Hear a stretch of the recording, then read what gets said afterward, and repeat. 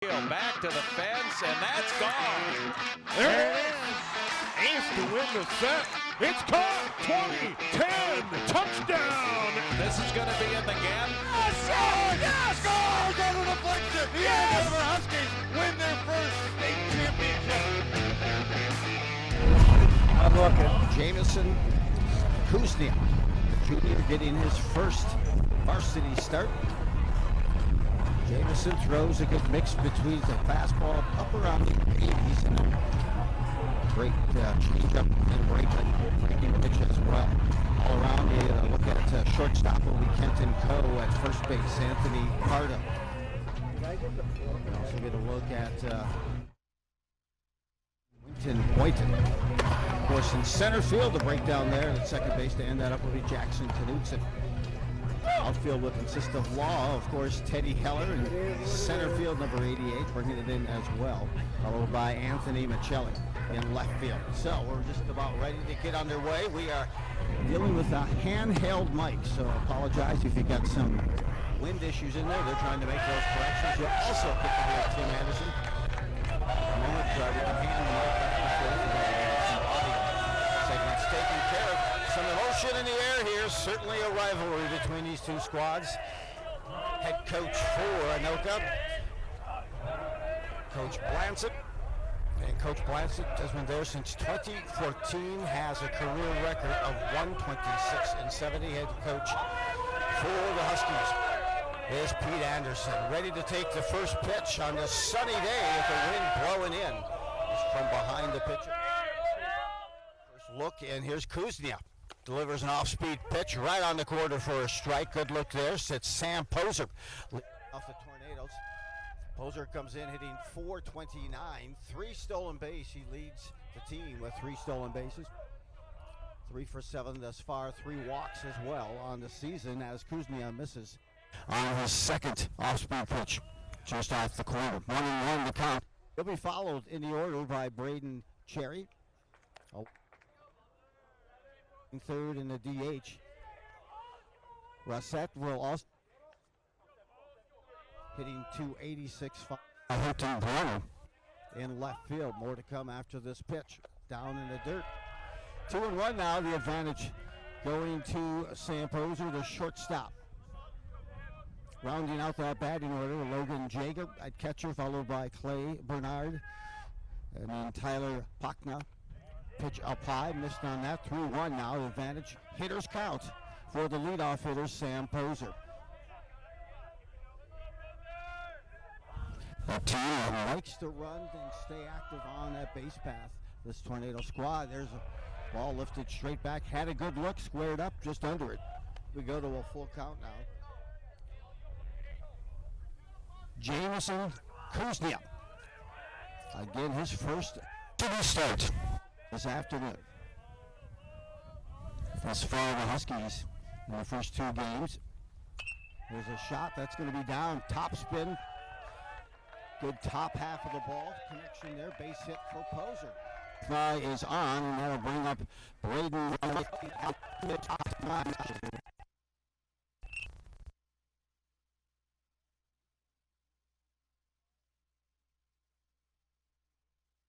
For the Tornadoes. So 1 man aboard. First hitter, Poser.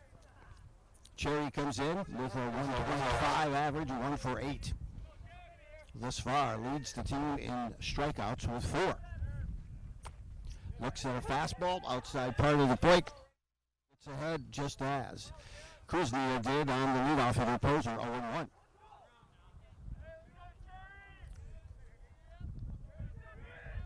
Mentioned the wind is coming from the outfield to home plate. And this is a drive, tags it well. Let's see if Heller will get there. He's got the speed. He does. Heller read that ball well. Squared up, hit on the screws, nicely by Cherry, but the first out of the game goes to center field and Heller. Good to see Heller back. We'll talk a little bit more about Heller because Evan Frecking steps in. And both of these guys, Heller and Frecking, had injuries. Came their way via the football season, hence the reason why Frecking has been DHing most it gets underway, but an excellent hitter hitting .429 is Evan Frecky. 3 for 7, leads the team with 3 RBIs. For the third consecutive hitter that had 0-1 in the count, that is Kuznia. Swung on and missed. Off-speed pitch, well placed. You could see just over the top of that breaking pitch by the junior Kuznia.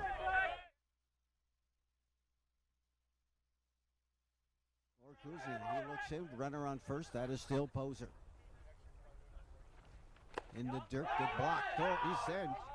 Throw off the side of the bag, and they call him in there safe. Poser picks up his 4th stolen base of the season. The throw from Belial, the catcher. He had to scoop it first, but the throw was to the offside, the third base side of second base. Trying to get that tag down, but bringing it back. First you want to secure it before you can put that tag down. So now we go to a 1-2 count. Chance here for Andover to stack another win, 2-0 so far this season. They've had wins over Totino Grace and Woodbury. 5-2 was that score in the first game of the season just a week ago. Frecky behind in the count, 1-2. Kuznia tries to look the runner back. He'll throw it home. Good pitch. Good movement. Bottom fell out of that one. Took a little bit more off.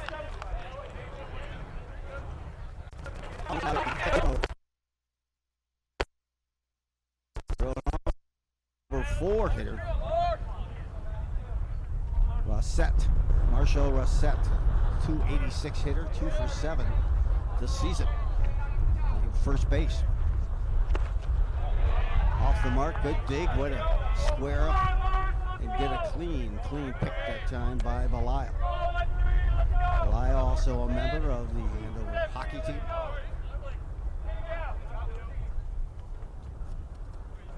Two out, 1-1. That's a runner at second. That's Poser. Led off the game with a base hit to left center. Kuznia makes a passive throw back. Almost, I started this, I better finish it type of.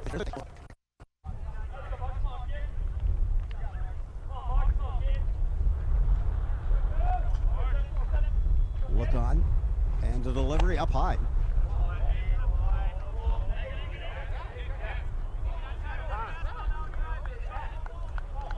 Seems to be some discussion if it hit the bat. We're going to get an extra set of eyes in here from the field umpire.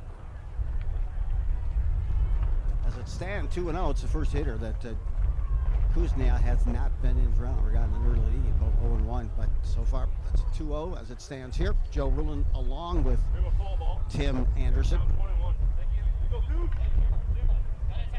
We're working it with one mic and a handheld mic at that, so apologize for any audio difficulties. They did call it a strike, so it's 1 ball, 1 strike on Rossett. Rossett, the number 4 hitter. Runner on second for Anoka, 2 outs. Top half of the first, good pitch. Nice bender that time. It broke late, hit the right spot. Dot at the outside part of the plate. I had 1 ball, 2 strikes. Kuznia. Rossett tries to set up. Foul tip into the mitt of Belial. Second strikeout of the game. And the Tornadoes go down here in the top half of the first, leaving 1 runner at second base, that being Poser. So Huskies get themselves ready to gear up and come to bat. Meanwhile, it will be on the mound. Cherry has had 1 outing thus far this year. A couple of innings and pitched well against Totino Grace. He comes in. And the head coach Lancet, he had mentioned he can get the ball up to 85. Can throw hard. The one thing that just to watch out are the walks. And that's something that it's kind of a code they have with the Tornadoes. Let's minimize the walks. Let's throw strikes. Let's have control. And there's one thing that may be one of the areas to kind of develop on the season here for Braden Cherry, but very much an active arm. And he's got a little extra velo behind him with this wind coming from center field to home plate. Nice little quick bender there. Meanwhile, for the Huskies at 2-0, they'll be led off by the sophomore shortstop, Kenton Coe. Hitting second, Anthony Pardo. Pardo, an excellent pitcher, but had some elbow issues late into last season. And this season will just be playing DH or first, but he's had a great start as well. One of the top hitters on the squads this year, Anthony Pardo, in playing first. Drew Law, number 27, batting third, followed by Bittner, who has pitched the first 2 games. This time he'll be there, and he'll be also getting a chance to swing the bat a little bit more. 2 doubles in his last game to help the cause to get the win over Totino for Bittner, followed by Teddy Haller, number 88, pure speed. A good bat as well, and it's Winters Whiten, number 77, the DH, followed by Malaya, followed by also Jack Knutson, and then Anthony Michelli in left field. We'll bring up the order here for the Huskies. Great to get a look here at Kenton Coe, 1 year under his belt for the shortstop. Also had kind of a foot injury at the end of the hockey season, which kind of hampered some of his play, and discussed potential some surgery, but they let it heal kind of on its own. So hence here he is, fastball up and away. Certainly was an active fastball there.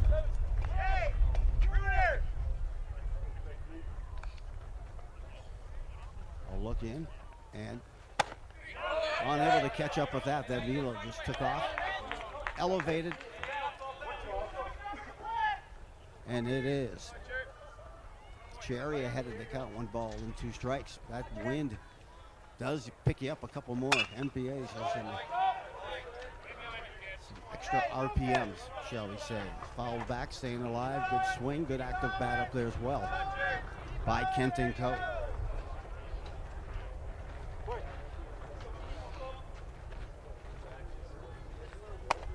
Strike, that was right down. Looked like it caught him off guard, but that looked dead red. And we've got first strikeout of the game here for Cherry. First out for the Huskies, and that'll bring up the number 2 hitter in Anthony Pardo.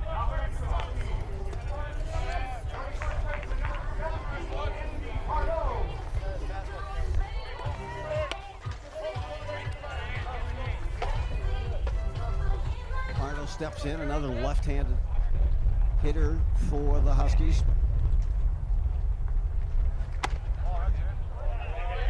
And he is on. He squares up on that ball better than anyone else in the conference. A great hitter. And he'll be able to focus on the hitting and fielding as watches a pitch a little in on the hands that time. And I promise you, I do have Tim Anderson here with me. We are just practicing a little mime act right now. Strike delivered right down the middle of the plate. To Pardo. On deck is Drew Law for the Huskies. First inning. Just the 3rd game of the season for Andover. This the 4th game of the week for the Tornadoes. They've had to stretch that pitching staff, but they've been able to do that extremely well. 3 balls, 1 strike. To Pardo, the number 2 hitter for Andover. Breaking pitch left up high, and it'll be a walk. First base runner of the game for the Huskies. In right field, Drew Law steps in.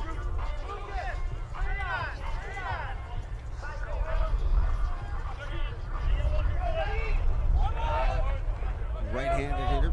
They'll get the first look here at Cherry.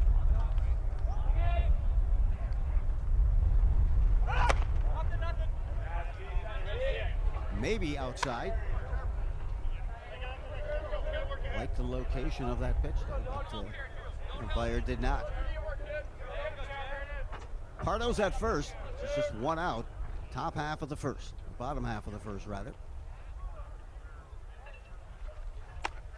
Off the plate, jumps off the mitt. Nice job of getting back on top of that. Preventing that runner, Pardo, from advancing. There was Logan Jager. We mentioned Frecking was injured in football as well this year, as were a couple of other of the Tornadoes. And for, no, not going, a little far off. Oh my, he gets back on the quick throwdown. Pardo may have misread a sign of some sort, but he got off. That was a generous lead. I thought he was non-stop ticket to second base. 2-1. Misses on the outside part of the plate. And Cherries can certainly bring the velo the heat. Sometimes in exchange you bring a few more walks. Dive back there for Pardo.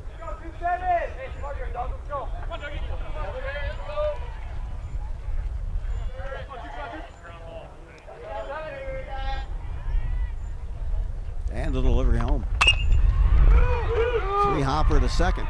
Turns it over. Nice play. Oh, could have had him, but the throw off the mark and up the line there by Poser at short. 2 outs as they get the lead runner on that fielder's choice. That will allow Law to be at first and Bittner. Rick Bittner steps in. Bittner on the season. 2 hits, both of which are doubles. The number 4 hitter.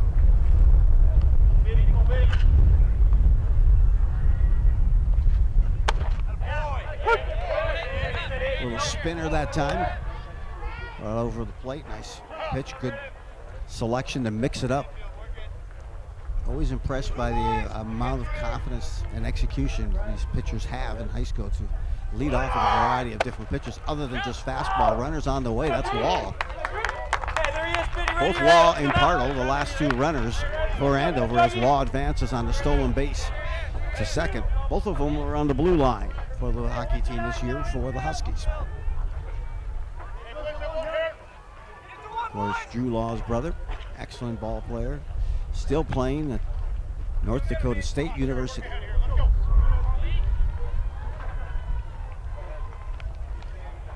One ball, 1 strike. There's 2 outs here in the bottom of the first. No score.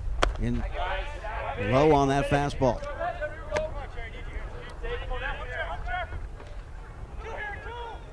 Always tough. Got to keep the fielders in it as well as a pitcher. Keeping that ball around the plate. There's time called. Keeping a cadence and a flow. You see those better fielding teams that have pitchers who continue to get back up on that mound and be around the plate. The 2-1 delivery by Cherry. Called straight back by Bittner. Now 2 balls, 2 strikes, 2 outs. Bottom of this first, no score.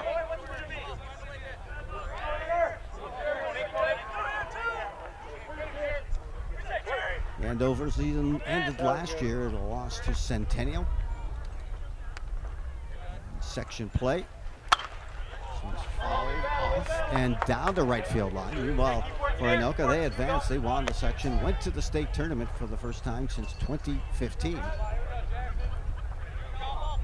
And had a tough loss in that quarterfinal game where they led most of the way against Edina, 1 out away. And Edina went yard to tie it up. They went on to win to Edina in the next inning. But a good season nonetheless. Coach Shannon Blancett and Anoka, I think that just got them a little bit more hungry for this season. 3 balls, 2 strikes. Up high, left it there, base hit, gets the bat hat around. Law grounds third, play at home. This one's way over the top. Law scores on the base knock by Bittner, his 3rd hit of the season. That ball was left up high, and Bittner was able to get his bat head out, pull it, and line it to left field. Even with the wind behind the left fielder there for Anoka. Throw went airbound, and the Huskies jump out to a 1-0 lead, a 2-out hit by Bittner here, bottom half of the first. Setting up here, Teddy Heller. Of course, Teddy Heller, we mentioned a football injury to 3 of the Anoka players. Heller fouls this one down the third base line. But Heller was just a tremendous injury to his leg at the 2 weeks before the season, or a week before the season started, in a scrimmage that required a couple of surgeries for him. And he's a pure speedster, but it's great to see him back out here and competing. Uses that speed in the outfield. Can track just about everything else down, and also on the base path, always a threat. But he's down here 0-2 to Cherry. 1 run pushed across already here for Andover. Looks the runner back, delivers home, punched out, called third strike on Heller, and Andover is retired at the end of 1 complete. The Huskies taking a 1-0 lead.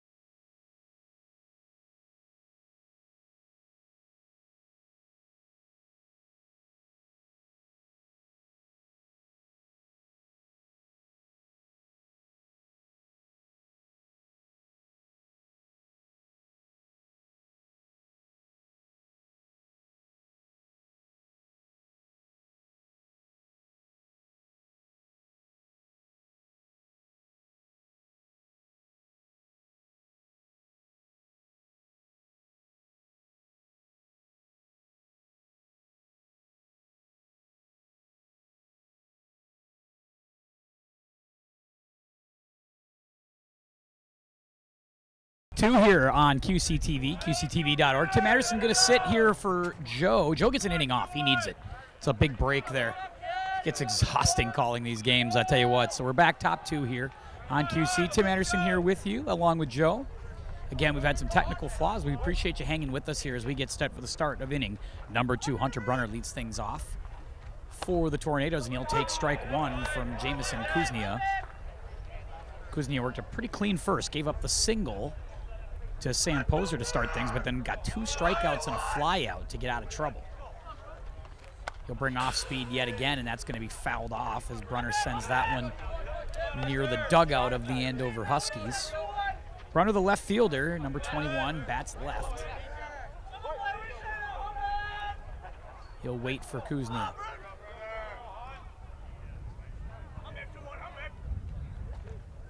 Slow delivery, looked a little out of sorts, and that one hits Brunner in the back. And that'll get him on base to start inning number 2. So a hit by pitch. Gets the leadoff man on for the 2nd inning in a row. And that's going to get catcher Logan Jager to the plate. Kuznia didn't look comfortable on that delivery. Felt a little like it was like a slow leg kick, kind of a just not quite the fluid rhythm that you had come to see from him in the first inning, and he got into a nice little groove back in that first. Huskies got one in the bottom of the first inning, taking advantage of a fielder's choice, keeping a runner on base. Drew Law came around after a stolen base on the base hit from Teddy Heller. Or I take that back from Bittner. There's a strike on the outside part of the plate there to Jager.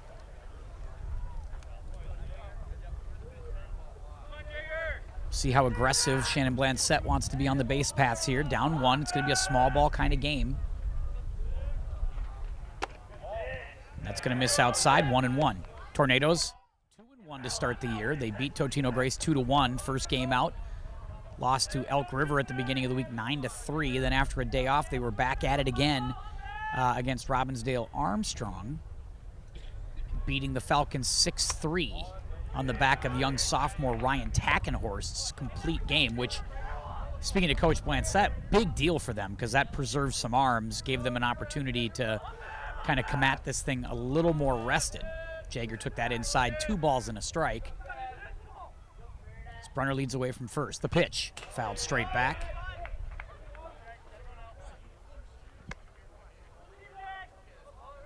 Jager looks like a catcher, built like a catcher. Everything about him says catcher. Kuznia, you could almost argue same thing on the mound. Just looks like an old school pitcher, kind of like it. Kuznia from the stretch. He'll bring it. That's going to miss away. Now they're taking a slow start. He's toast. Yeah, Hunter Brunner. I don't know if he got a bad jump there, but he was absolutely meat at second base.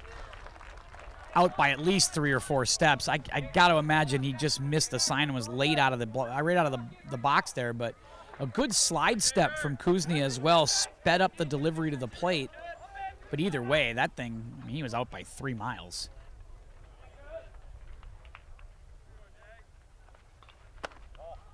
Well, the hit batter has been wiped away, and he'll be replaced by a walk. So big out, runner goes to first, but that's a good trade for the Huskies because you're going to play a little more station to station with the catcher, and now they'll bring the courtesy runner out, so that's the smart move there. I'll say the courtesy runner might be number 8, Provancha. I got to look and see the number over there.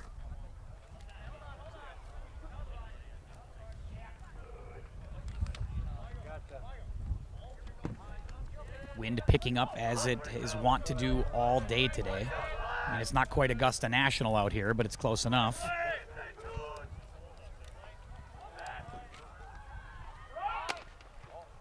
So man on for Clay Bernard. Clay Bernard playing in right field today. Provancha, the courtesy runner, leads away from first. 1 down, top 2. Bernard waits. That's going to be on the corner for a strike. 1 ball, 1 strike. One of the few seniors on this team. It's a very young Tornadoes team. Not a lot of guys back from last year's state run. Bernard, one of those guys. And that's in the dirt. Nice dig with a snap throw, but man, good dig at first base. That could have been trouble. Belial trying to see if he could catch Provancha napping. Pardell makes a good play there to keep that from going to the outfield. 2-1 the count.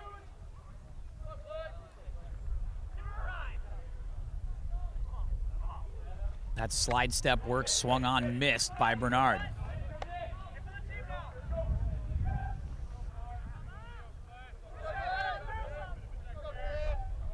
Kuznia mixing it up.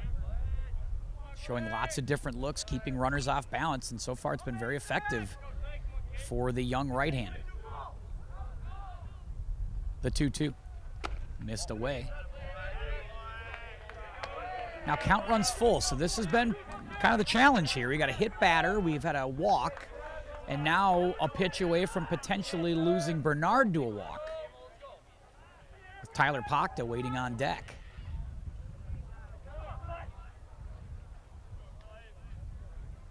Big payoff pitch. Got a walk just up in the zone, and Bernard will go to first base on a walk, and now 2 walks and a hit batter. They got a runner out stealing here, which is why there's 1 out in this inning, and now Coach Pete Anderson's going to go out and have a quick conference here with everybody involved. It is a gathering at the mound, a board meeting, if you will. Coach Anderson, I think, going to go over any kind of potential strategy here with Pachta in the 9-hole. See if they do some kind of hit and run, or if they lay a bunt down, or if they do something different. Coach Blancett is not above some small ball, as you know, Joe, and we'll see what they want to do here. Anderson will head back to the dugout.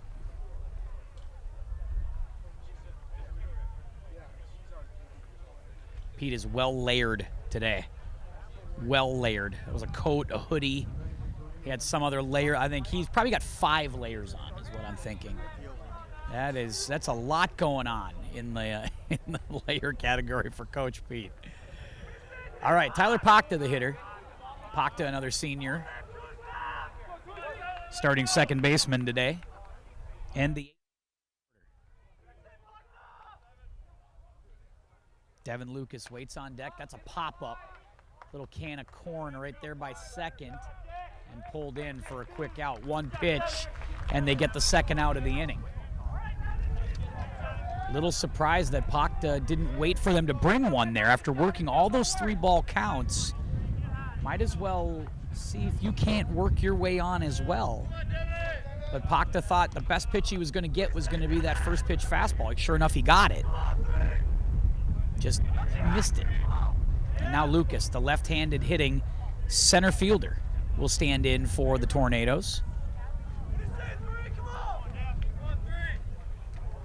Kuznia again out of the stretch. A little slide step has proven to be one of his moves. But I think when you have 2 runners on like this and they're not going to steal, you almost wonder if you're better off just going to something you're a little more comfortable with.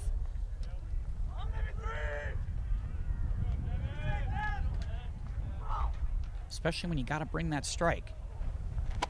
That time he does bring it. Nice job there as Lucas not able to catch up.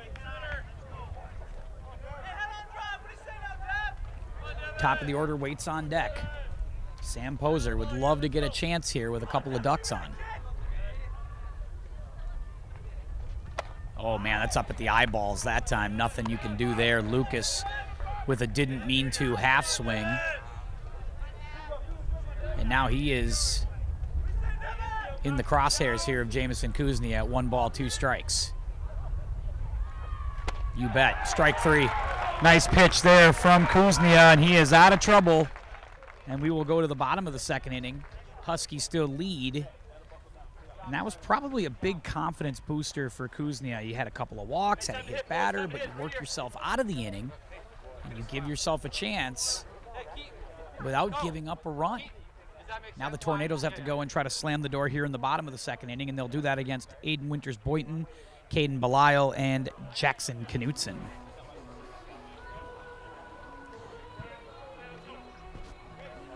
A couple of walks, really uncharacteristic, you see, for the pitching for both these teams. Throw strikes, make the hitters earn their way on, and the pitchers have had trouble with control and allowing, a couple of hits batsmen along with a series of walks. They've been able to overcome it thus far, at least Andover has, and we'll see if Huskies can bring another one across the plate here and capitalize. Let's see if they're going to be a little bit more observant at the at-bat. Now that they've seen the first inning from Cherry, where a little bit of wildness had set in. And of course, Coach Blanchett not at all pleased with that has the velocity and kind of that burst of an explosive arm here for Cherry as we go to the bottom half of the second. It's a little unorthodox a delivery, too, for Braden Cherry. That's one thing to notice as well. I think you see a little bit more of a traditional delivery from Kuznia, but you see Cherry's got a little more of a leg. He's tried to hide that ball the extra second. So there's just a lot of moving parts to Braden Cherry's delivery. Here's Aiden Winters-Boynton. Good observation, though, Joe. You're absolutely right about just so far it appears that both pitchers are hair on the wild side, and we'll see if it's got a little Nuke LaLoosh to everybody, little walks and strikeouts, just a combination of both right now. So first pitch in there for a strike, Cherry to Aiden Winters-Boynton to start the second inning, 1-0 Huskies. Calls time. And again, working on kind of one mic here. Joe and I hopefully will be able to banter back and forth here at some point. But if not, we want to thank you for hanging with us as always on QC. Bouncer towards second base. Pachta will take it, and Tyler will throw him out. Nice job by Tyler Pachta. Charging up on that, and kind of a slow infield. If you watched batting practice today, which I did, and Joe was on the infield, so he could probably speak to that better than me. Thank you, guys. Joe, but we could see that it was a pretty slow infield, and when Joe gets his mic getting up in here and hot, it'll be in a second, you'll see that you're going to have to charge the ball in the infield if you're going to make a play. You are. It's thick. And again, definitely there. I was trying to take some ground balls pregame before sure security asked me to leave. That ball's in the dirt. Joe will resume play-by-play duties in the third inning. Try to hang with you here for the second. Little control issue with that breaking pitch right now for Cherry. Yeah, that it seems thing like is explosive. It bursts, but you got to be able to get that spin under control. Of course, all these pitchers are looking for more and more spin and velo these days. It's a little dangerous, I think, but everybody's trying to get that little extra piece on breaking balls and on fastballs, Joe. So that's part of this here. And Cherry's certainly rearing back looking for more here. That's upstairs, 3 balls, no strikes. When you listen to several interviews from players, it counted already 6 pitchers that have been lost this year to Tommy John in MLB. They're being asked to throw that much harder with a shorter amount of time for a game length. Ooh, that got him. Mm-hmm. That got him up there as Belial will get hit by a pitch up in the shoulder. And Cherry feels like he was just kind of rushing there. I want to see him take a deep breath here, Joe, don't you think? And just kind of settle in. Look like maybe aiming a bit there instead of just chilling and throwing. Here comes Jackson Knutson coming up to Mark Morrison's Return of the Mac for walk-up music. Now that is good stuff. I'll tell you what. If you're gonna pick walk-up music, don't screw around. Get a good one, and that was exactly that. Well done by young Jackson Knutson, second baseman, number 21, stands in, left-handed hitter. Runner on first, 1 out, bottom 2 in a 1-0 lead. Peary, by the way, they pinch runner for Andover. Grant Peary. Good call. And again, you'll do that for a courtesy like the catcher for Caden Belial. Keep things moving. And Cherry needs to get out ahead of some hitters here. Oh boy, he airmails that one right behind Yeager, and that's going to allow the runner to get up to second. And Coach Blansett says we need to have a convo after 6 straight balls, and that one not close. That was the old hit the mascot. Yeah. Yeah. To pitch and not just off the corner, but I don't know if it's technique, like you said, rushing. You can hear. This is usually an example of like a shoulder flying open, something like that, right, Joe, where a guy is just trying to do a little too much, trying to throw it just that extra mile an hour too hard, and it's like, just trust your stuff. Don't be afraid to let him hit the ball. Yep, let him put it in play. Trust that technique, that process. Get the arm slot set. Don't open up, as you said, that shoulder too early. So Cherry from the stretch. That's in there for a strike. So whatever Coach Bland said. It's always weird how that works, Joe. They get the magic, whatever the coach comes out to the mound and has something to say, it usually translates to something good afterward. Absolutely. A little time out, a little time to catch their breath. That's one of the elements you see is just there's so much in a rush. That was a good pitch, just low. And Jager, I think, feels like he might have had the call if he would have hung on to the ball that time. Absolutely, yeah. You know, you mentioned before with Coach Blansett coming out, or a manager coming out, and it really is truly settling not only that brain down a little bit, but also a deep breath and just, hey, take a couple extra. Just quit rushing. Cherry from the stretch in a 3-1. That's up high. That's a walk. That one looked like it just sort of ballooned on him. I think he released it in a good spot. It just felt like that ball, I don't know if that spun just went up, but it got up in the zone. Yes, correct. Anthony Michelli steps in now. It was Knutson there, 0 for 3 on the season, looking for a first knock, but he'll reach base, and tell you, the Huskies will take that. Runners at first and second now, Tim. Cherry could look for a double play ball here. He needs something, although it's hard to turn a double play on this field. It's a little slow trying to square for a bunt. And that one goes foul. Runners were moving. That was a bit of a squeeze move there from Coach Pete Anderson. He's going to be aggressive here. He says, hey, we need a few runs. And if we can get a couple here, let's get them now. Michelli coming in, 1 for 4 on the season. Single, 1 strikeout. Cherry once again works out of the stretch here. 1 out. He's got the lead off, got the first strike on the hitter, Michelli. Now here's the pitch. Oh, they got the call. Wow. That reaction Anthony Michelli is about as golden as it gets. Had to take a little stretch out of the box. Had to rethink that one. But a bit of a gift here for Braden Cherry. But he'll certainly take it. Well, that's an active spinner. Yeah, that thing's had moving. some major movement on it. No question about it. And the pitch. That's up high. That'll get Jaeger out of the crouch very quickly to try to run that one down. Yeah, you can almost see Cherry consistently dragging that elbow. You know, they always say, hey, keep that elbow as high as the shoulder upon that release. And when that thing floats, it means you're not staying with that command on a pitch. And that time you could say he tried to hang on to that just a touch longer, which meant you felt like the breaking ball was coming. Mm-hmm. Correct. 1 ball, 2 strikes, 1 out. A great opportunity here for Andover to extend their 1-0 lead here in the bottom of the second. Cherry has 2 strikeouts in this game, got 2 back in the first inning. Hasn't struck anybody out yet this inning, but this would be a big one if he could get it. The 1-2. Ooh, that got him. But he swing. Did he swing first? That is the interesting question. I think they're saying he swung. I think they said. Nope, they're going to say dead ball. Nope, dead ball. So they're asking him to go back. But and it Coach, is, if you swing and miss and it hits yep, you, it's a dead ball. Yep, and that a is swing. true. So Coach Anderson wants to get an explanation. Get an explanation here. He's going to get it right now. Coach Anderson says no, he went through, but he checked his swing, is what I think Coach Anderson is trying to say. But you also get a chance to appeal to the field umpire as well. The only challenge here is that, you know, with the runners where they were, Joe, the umpire is at second base, so he's not going to get the angle to see that. So you're sort of at the mercy of the home plate umpire. Now, Coach Anderson maybe gets the explanation he wants. Always Pete's a little animated, as you know, too, so it's hard to know if he's upset or not. Well, number 9 hitter. So that's 2 out. So they get Michelli on the strikeout. So they say he went around, missed it, did not make contact with it, but swung, and it will be strikeout. So that's a huge out, and we're back to the top of the order in Keaton Coe. Coe, a solid hitter, just looking for that first knock of the season.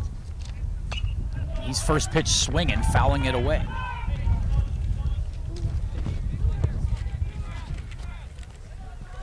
What a surprise. Our papers are blowing everywhere, Joe, as you can see, but we're doing our best. We may need to just build a nice little mini press box. Yeah, just a mini press box for us would be great. That would be awesome. The pitch. That's going to miss away. 1 ball, 1 strike on Coe. Coe struck out in his first at-bat back in the first inning. Each pitcher, even though it's 1-0, feels like they've kind of had to labor a little bit, Joe. They've had to really work here in these first couple of innings. And surprisingly, when that happens, you see some lapse in the fielding, but the fielding's been pretty good for both teams. That's a little high pop-up, but it's in trouble here. Nope, it's going to hang in the air. The wind holds it long enough, and it's going to get run down in center field, and a nice job by Lucas to come and put that one away, and that'll do it for the second inning. So a couple of base runners on walks, but the Huskies get nothing. Let's go to the third inning right after this on QCTV.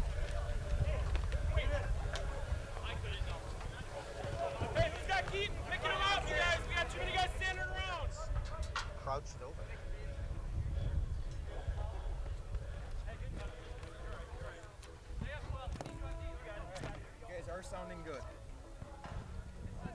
So that's good. Get a hat for the mic. There we go. Got it.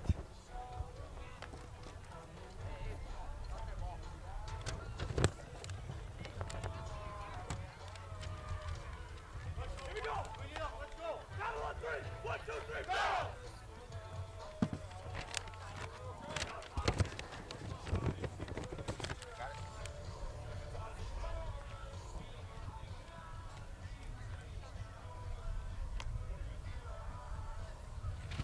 Welcome back. Top half of the third here as both teams have the pitchers trying to get used to the play of this wind and the activity. They're around the plate. You mentioned, Tim, that you've got Jamison on the mound for the Huskies. And I'll tell you, Jamison Kuzniak, he kind of does have that look of just pitching technique. Very solid. You know, not necessarily that 6'5", 195 type pitching build, but his technique, his release, very much, you can tell, a pitcher by mindset and how attacks the hitters. Yeah, I think I like that there's no wasted motion. You know, there's nothing extra in his delivery. And then he has that slide step that he likes to utilize with runners on base, which gives him a quick delivery to the plate. Just changes things up. We go back to the top of the order here, Joe. Flip the lineup with Poser, who led off this game for Anoka with a single. Stranded there, could not come across. And first breaking pitch again off the outside part of the plate there for Kuznia. No shortage of base runners so far, Joe, for the Tornadoes, but just the one hit. You're right, so right on the opportunities here as Huskies play him straight away in the field, and his fastball is down low. And, you know, the wind, it doesn't seem like it, but wind kind of takes the energy. You take the energy out of the pitcher, the fielders. The communication is a big piece because you've got to be that much more louder and that much more proactive also in the field. And there's a pitch that finds the strike zone, 2-1 now for the Anoka leadoff hitter, Sam Poser. You can hear the Tornadoes trying to manufacture some of that energy in the dugout. A lot of yelling from that group today, and I think you might be right about that, Joe. I think it might just be a sign of, hey, we need to make sure we stay engaged in this thing. The wind does it kind of layers after a while and can kind of bring you some fatigue, and that's why staying active, having conversations allows everyone to stay active as well. Poser on the season also picked up his 4th stolen base. He leads Anoka with 4 stolen bases thus far. He got that in that first inning. Officially 4 for 8 on the season at .500 and draws a walk. Excellent leadoff hitter. Finds his way aboard. Well, here so in far, the third. Sam Poser's worked 2 pretty good at-bats here so far for the Tornadoes. He gets that single back in the first, draws a walk here. And now, again, the leadoff man is on for the 3rd straight inning for Anoka. They had, of course, 2 walks and a hit batter back in the second, and then had a single back in the first. So here's Braden Cherry trying to help his own cause, Joe, my favorite expression. Cherry and as far 1 for 5 on the season, and it starts off with that breaking pitch, and you always kind of look for little tells, right? As a hitter, either as a hitter or as a coach, you always have a plan when you go up there. You're watching everything. Is he starting you off with a breaking pitch on the outside part of the plate every time? Kuznia delivers this one on the chest to second. They won't bother with Poser. They'll go right to first and get Cherry on the bounce out. First in and first out of this inning as Cherry is down 4-3. That'll get Poser to second base, and certainly they'll trade that. They'll trade that sacrifice right there to move Poser into position where a base hit from Frecking here could bring in Poser and potentially tie this game. Frecking, one of those guys that just squares up so well on the bat, with the exception of the strikeout in that first inning. Runner on second. This pitch, thought about it, and it's called a strike, off speed. Kuznia has gone pretty much exclusively off speed to Frecking. Yeah, kind of a pitching backwards, right? Yep. A lot of off speed, breaking pitch movements, and then sneak a fastball in. In the third here, runner at second, that's Poser for Anoka. Anoka last year going 18-8 in a trip to the state tournament, losing in the quarterfinals to the tough Edina squad. Bit of a Cinderella run indeed for that Tornado team. That's a good pitch. And again, it's off-speed stuff here, Joe. I mean, he's just not going to challenge Frecking with a fastball. So he's got to make the adjustment to what Jamison Kuznia is bringing. Yeah, he's not going to go dead red. Definitely making him think as that hitter. With the runner on second, duck on the pond. Let's see what they can do this time. Gets a bat on it. Almost had to force himself into thinking, I'm going to swing. It's kind of a surprise that I thought we were going to get a waste pitch of some sort there, something high or something out of the zone, see if you can get Frecking to chase, but he kind of came in on him.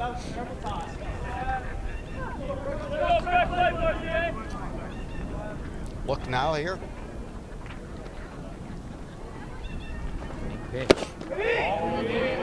Just held up. Oof, that was close. That was right. Edge of the plate, probably low in the mind or the view of. That was the same pitch he was fishing on back in the first. So he almost went fishing again. 1 ball, 2 strikes, runner on second, and again, have not seen a fastball here at this at bat. To Frecky. Got him. Even a hesitation swing on that. That certainly represents the movement and type of activity on that off-speed pitch. Now Evan has seen that. Now he's seen nothing but breaking pitches and changeups and off-speed stuff, you know, through 2 at-bats. So he has. I don't think he has yet to see a fastball in 2 at-bats from Kuzniak. It threw him off. He was definitely out in front of just about everything. Marshall Rosat steps in here. Watches that pitch up high, and hey, that's where you become that disciplined hitter, not chasing. Rassett has got an opportunity here after the caught looking in the first inning. 2-out hit would do wonders. Andover up 1-0. Takes a lot off of this pitch. Great changeup that time. Finds its way. When you can roll that thing off the end of your hand, it just comes floating on the inside part of the plate. They always say you want to throw a fastball through the mitt, and a changeup you want to throw to the mitt. And it's usually knee-high or lower is where you want the location. Perfect location for Kuzniak. Kuzniak's not overpowering, but he's done a nice job of just mixing it up. Like to bring a little juice up top. Couldn't get him to chase. Windy day, obviously wind blowing in. It's going to be very hard to take anything out of here. So it's going to have to be done, I think, on the ground. 2 outs here. Called strike again. Another great pitch comes in on the hands, really freezing the number 4 hitter. Yeah, Rassett thought thought that was coming in at him, but it right back on the inside part of the plate. I tell you, Rassett, along with Frecky, they have not.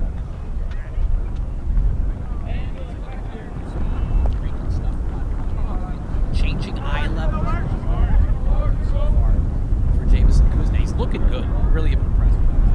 Walks though, that's been the challenge. But other than that, he's really dialed in. He's had to.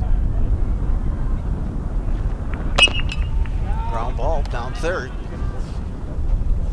Down the bag. Over, that's an error. Runner will score.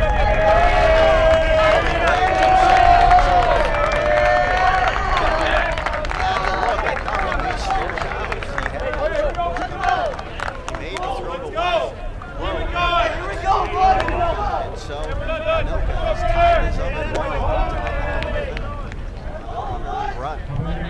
That's a tough one right there. It's a tough play for third. It was a backhander. There was time.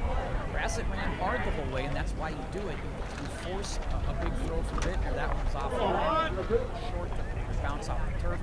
Not able to be dug up by Bordeaux, and that allows Poser to cap back home and tied at 1. Big play.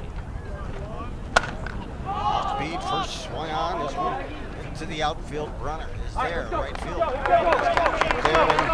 out for Law as he gathers it in, but not before Anoka has tied this up, Tim.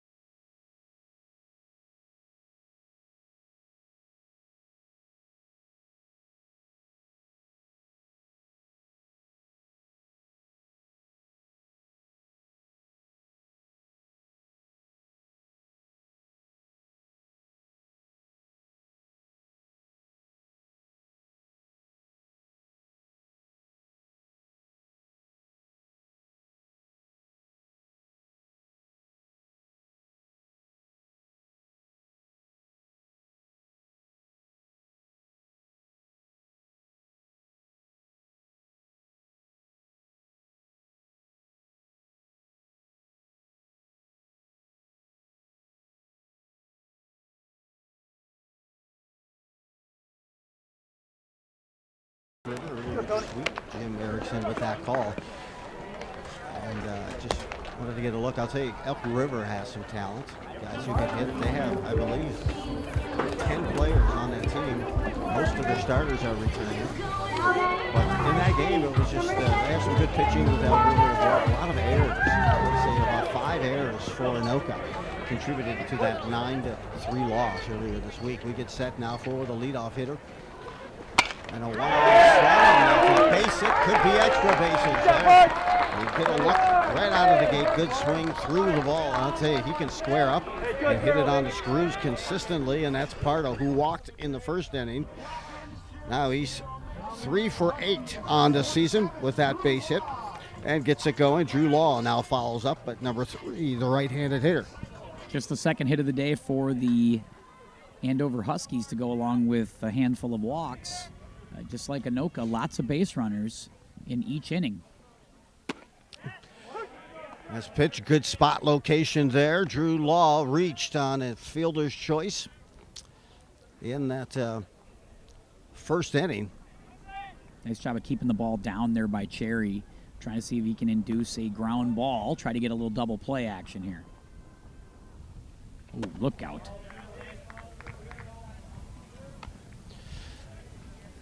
It's just makes it difficult also for an umpire to make those consistent strike calls when those pitches are up high or out of the way. Right? If you want those corners, like if you want that extra little inch on the outside, you got to kind of earn that. You got to get that street cred, right? And fouled back, and will just stay in play. It will not.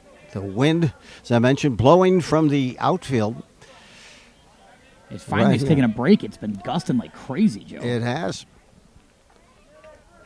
It has Finally a little less wind. Yeah. Leadoff hitter on. That's Pardo for this inning.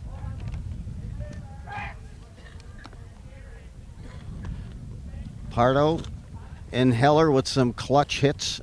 The first game of the season against Woodbury to capture that 5-2 win. Always nice to get that first scratch in the win column.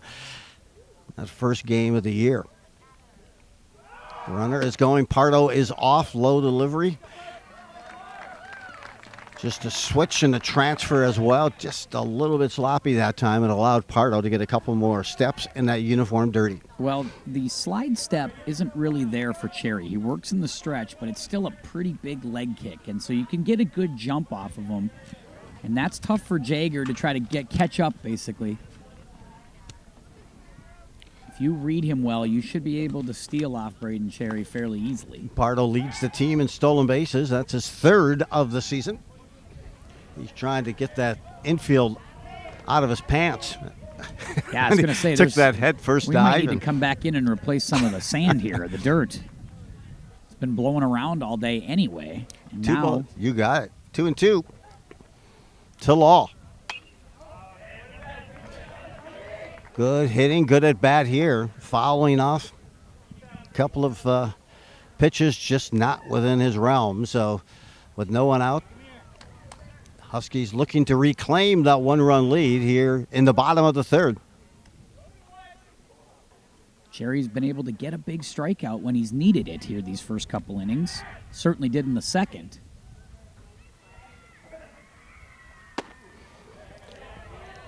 Just living a little too much upstairs right now, Joe.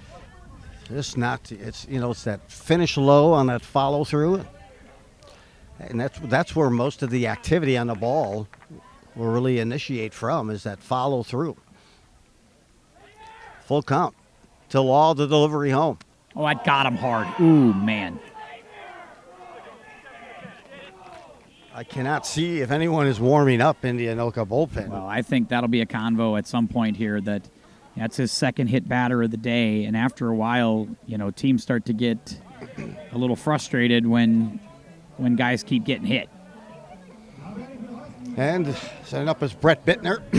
Bittner 3 for 4 this season. That includes 2 doubles and the single his last time up, which knocked in the first run of the game. So 2 hits, 2 walks, 2 hit batters for Braden Cherry in 2+ innings. I mean, that's symmetry for you. And you get a chance, I think, with Parker Nedlin. They cannot, they just tied it up Nedlin kind of throws a lot from what we see from the Andover pitcher as well in terms of good technique, change of speeds. Not necessarily going to overpower you, but he'll be around the plate, mix up the pitches as well. So You're trying to buy innings, though, with Braden Cherry if you can. Good pitch. You want to get him through here. Definitely, if you're Coach Blanchett, it's like, hey, let's get through here. Let's regroup. Boy, an out without runners moving, Joe, would be critical. Again, Coach Blanchett said, hey, Cherry's been known to hit 85, and you can see that fastball, explosive, but trying to get it under control. There's a check swing. Is that pitch just rides in and tails in on that right-handed hitter as Bittner tried to check that swing or defend himself at the last minute. Yeah, that was self-defense from Brett Bittner, no doubt about that. So he sent that off foul, and again, a little bit of a gift for Cherry, and you wonder if they'll try to work away here. And I think Jaeger sets up just a touch outside. 0-2, breaking pitch outside. A good spin that time, but a little too far outside on the miss. 1-2, that's Pardo at second base. Reached on a single to start this inning, and then stole second. Swung on and missed. There's the look. Good looking, good spot for that pitch. And a strikeout, the first of the season for Bittner, the number 4 hitter. That was a big one right there. The runners at first and second as they continue their way here. Coming up is Teddy Heller. Struck out his first at bat. Got caught looking, punched out. That was a huge out. Now Heller here, if you can just get a pop out or some kind of ground out without, again, with maybe where you can get a force play. Jay's going, didn't look him back. Pardo to third, he's there. Oh, just didn't get. Anoka fans want it, but I think that was the right call. I think he slid in underneath. Yeah, I think he got that right hand and kept the left hand far enough away. Part of it was that bounce. Like, it kind of bounced in there, and it was a really good play at third just to make that play close. I give credit to Conan there. Yep, absolutely. Mason Conan at third. And you could see that Pardo was really studying that release of Cherry. Thought about it 1 or 2 times before, but this time got the jump. He didn't look him back. Well, now a hit could be 2 runs. Fouled straight back by Teddy Heller. You have to, acknowledge the nice dig at third by Conan. To not only get the tag down, but also to keep it clean, picked it up clean. We thought that was going to be like a cinch steal for Pardo, and it ended up being a lot I really closer. did as well. Here's a delivery now, looking for Cherry. Runners on second and third, 1 out. Heller then Look out. ducks away there from a fastball. Had some smoke there. Tell you You what. can tell he's dying to throw that thing, but he can't throw it for the strike. Yeah, these Andover hitters might wake up in a cold sweat here in the middle of the night. Boy, you could see where that 85 is legit. 2 balls, 1 strikes, 1 out. Here with Heller hitting for Andover.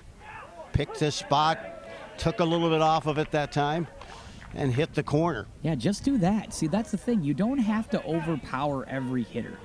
Don't be afraid to let them hit the ball. Like, they can put it in play, shoot the glove, make those out, make your pitches. This is the bottom of the third. Top half of the third saw Anoka tied this up at 1-1. This pitch swung on and missed. Heller goes down swinging. His second K of the game. So now with 2 outs. And that's the thing that Braden Cherry will kind of grow into, I think, is he doesn't have to throw his hardest to be overpowering. He's going to miss bats throwing 75, 78, so just, I would think about, hey, let's not overthrow. Let's stay with our mechanics, and we're going to miss plenty of bats. Winters Boynton steps in, takes a swing. Cannot catch up with that fastball. Tell you 0 what, for if he 4 can, on the season. if he can wiggle off the hook here, this would be pretty impressive for Braden Cherry and a big lift of confidence.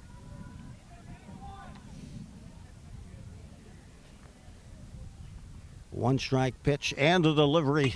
Jerry straight back. He's ahead in that count now. 0-2. How close did you park, Joe? Yep. Not that close. Yeah, I parked fair distance away. I always like to give it a little bit more, especially when that wind's blowing out. Yeah, you have to really analyze the wind as part of your parking plan. Parking plan. You really need I to went be through, about that. a parking practice last night, just to kind of have it on my brain, simulate it. You come in here.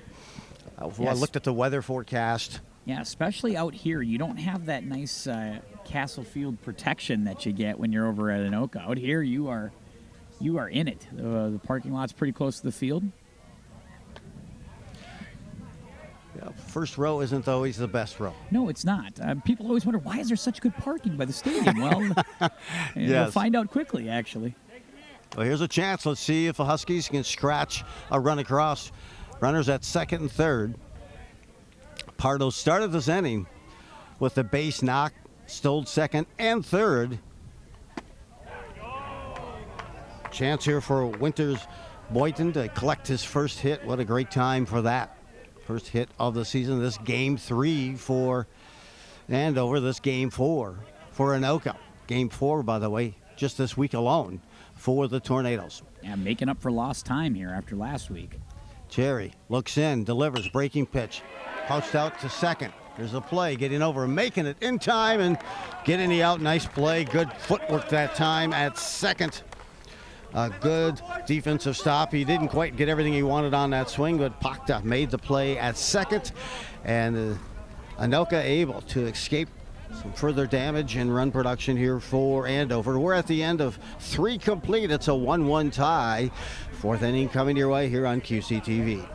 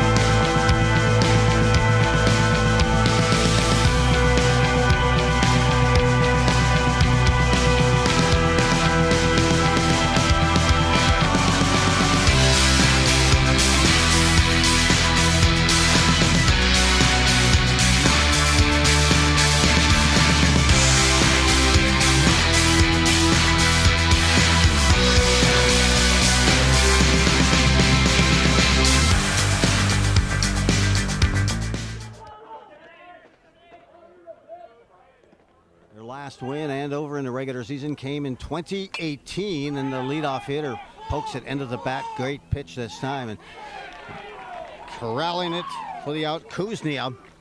And you gotta like the way this junior making his first varsity start is really debuting, but also just his performance. Yeah, he's done very well, and that I'm actually a little surprised at how fast he jumped off the mound right there. They usually like it when the fielders go get that one, you know, so they would like that. But Kuznia jumped right off, had a good read on it, and made the play himself. I was waiting to see if head coach Blancett would maybe put a fake bunt or slap something down. You got to kind of try to create that momentum on different levels or different channels, shall we say. Clay Bernard walked back in the second, so he's up again here in the fourth as they work their way towards the bottom of the order.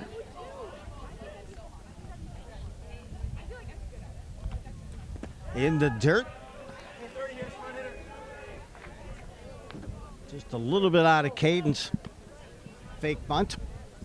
How much does that get in the head? Well, it's the first time a leadoff man hasn't gotten on, so if you're Jameson Kuznia, you're probably feeling pretty good about yourself here. It's like, hey, we're in the fourth, we're getting better.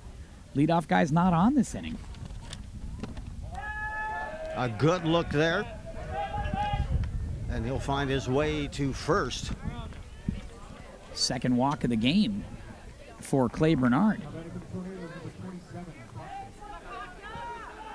Any way you get on, especially in a tight game like this. Absolutely.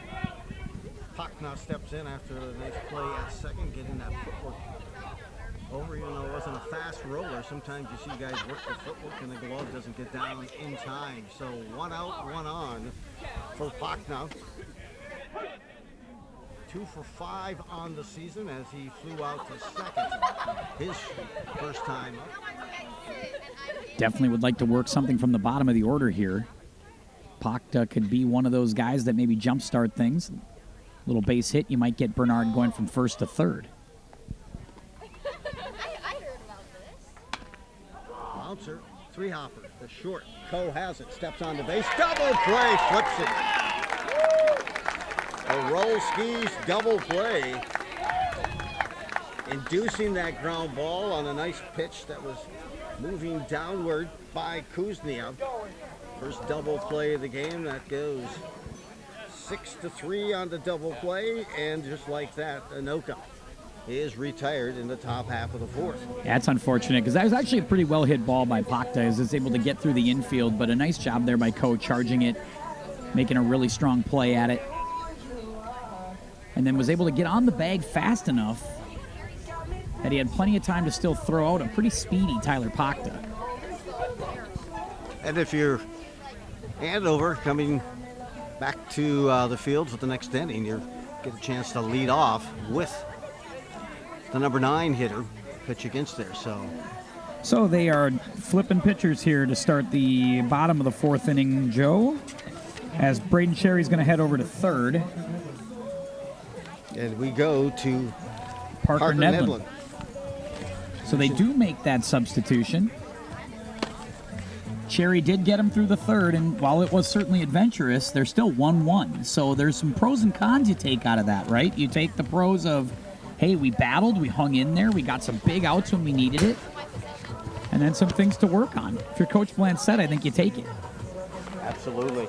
Boy, second and third was one, they were just a pass ball away from taking that lead. Something you don't want to do is lose that momentum that you earned in the top half of the inning. Parker Nedlin back in here, and of course Nedlin, pitcher returning from last year's squad. Last season he was 3-3 with an ERA of just 2.53.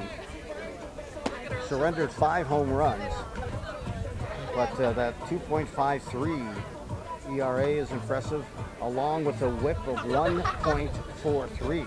He also had 29 strikeouts and surrendered just 11 walks. That was last season. And he started the same way he in the first game of the season, which was Monday, in which he hurled 5 innings and gave up no runs, just 2 hits against the Tino Grays. So you're going to see a lot of different pitch count, just a lot of different pitch selection from Nedlin, as the Huskies lead off their bottom half of the fourth here. In the dirt. Yeah, you kind of forgot a little bit about Nedlin because of all the guys that they had, all those seniors, right? Whether it was Lewis Hertling, who just had a great year last year throwing. Bat head out in front, but dropped underneath that pitch, and it's a fly ball. The center field, Belisle is retired. Caden Belisle, the catcher, for out number 1 here in this bottom of the fourth.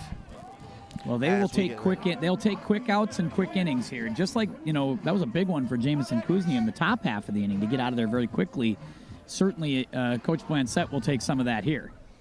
Jackson Knutson steps in. 0 for 4 so far this season, and he's a good fastball, and you can see that location right now. Every time I do a game with Jim Erickson, I always say command and conviction on a pitch. And he likes to reiterate and heckle me during that. But what I see is just when a pitcher stays on top of that ball, you have much better control and a consistent release point. Arm slot in the same spots, and that time that fastball had a little get up and go that time as he tried to get Knutson to chase. 1 out, no one on here for the Huskies. 2-0 thus far, trying to stack their 3rd straight win. And what you really like is how Nedlin gets loaded up. Like, you can really see the way that leg kick goes. He just sort of hangs on that back leg and then just explodes forward. Just missed right there. Good pitch to Knutson. And truly, you do. You see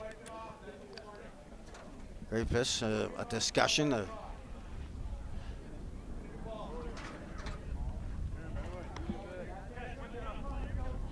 They're throwing the ball out. Yeah, well, you might as well after that. Umpire. Throw it all out. Having a discussion. I didn't quite, but it's no longer with us. So, what is still with us is the punch out and a called 3rd strike here on Knutson. He kind of let a couple of good pitches just kind of watch those by.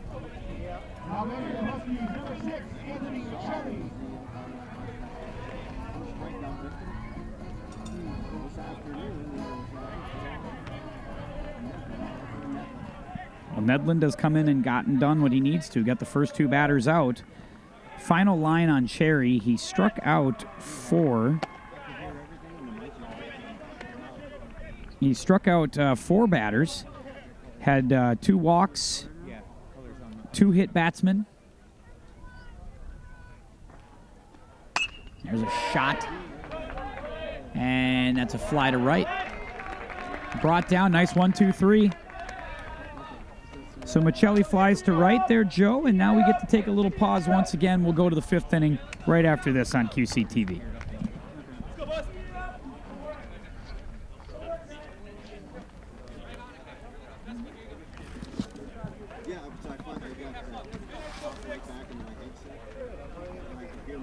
Yeah, I can hear that for a minute, yeah.